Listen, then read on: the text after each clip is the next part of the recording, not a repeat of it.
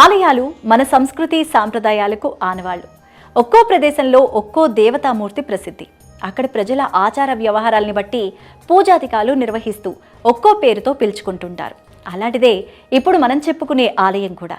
ఉమ్మడి కర్నూలు జిల్లా కర్నూలు నగరానికి సమీపంలో ఎంతో ప్రసిద్ధి చెందిన జగన్నాథ గట్టుపై వెలిశారు శ్రీ ఉమా సమేత రూపాల సంగమేశ్వర స్వామి.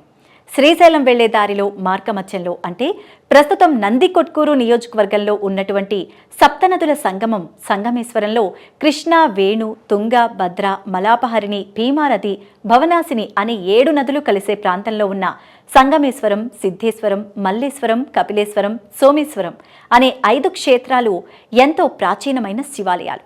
వీటిలో కొన్ని ఆలయాలు నీట మునిగిపోగా ఎంతో వ్యయ ప్రయాసలు కోర్చి వాటిని యథాతథంగా పునర్నిర్మించారు.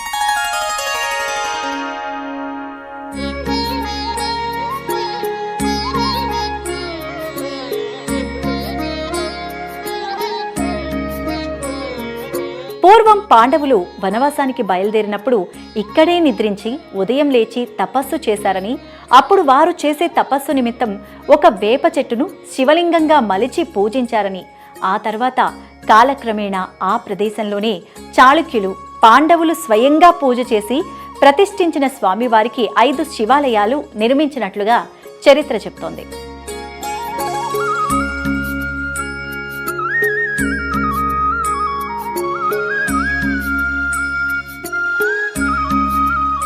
(1959) ప్రాంతంలో శ్రీశైలం డ్యాం నిర్మాణం చేపట్టడంతో డ్యాం నీటి ప్రవాహం నిల్వ చేసే సమయంలో ఆ నీళ్లు బ్యాక్ వాటర్ కారణంగా సంగమేశ్వరంలోని పాండవులు ప్రతిష్ఠించిన శివలింగం, చాళుక్యులు నిర్మించిన ఆలయం కాస్త నీటిలో మునిగిపోవడం జరిగింది.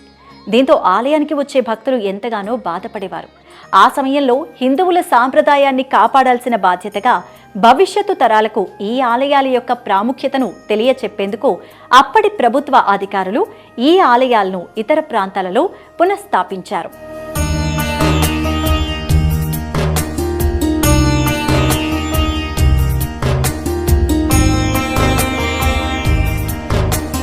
చాళుక్య మహారాజులు నిర్మించిన ఈ 5 శివాలయాలలో ఒకటి కర్నూలు పట్టణంలోని ఎత్తైన ప్రదేశం జగన్నాథ గట్టుపై ప్రతిష్ఠించారు.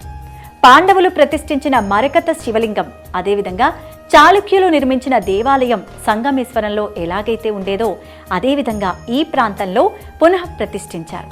ఎంతో ప్రాముఖ్యత కలిగిన ఈ దేవాలయాన్ని ఇంకా అభివృద్ధి చేయాల్సి ఉంది. ప్రస్తుతం నగరానికి దూరంగా ఉన్న ఈ దేవాలయాన్ని ఎవ్వరూ పట్టించుకోవడం లేదు. అక్కడ స్వామివారికి అందుతున్న నిత్య కైంకర్యాలు కూడా అంతంత మాత్రమే. కనీసం దేవాదాయ శాఖ ఈ ఆలయ అభివృద్ధికి కృషి చేసి ఆలయం యొక్క ప్రాముఖ్యతను అందరికీ తెలియజేయాల్సిన అవసరం ఎంతైనా ఉందని పలువురు భక్తులు కోరుకుంటున్నారు.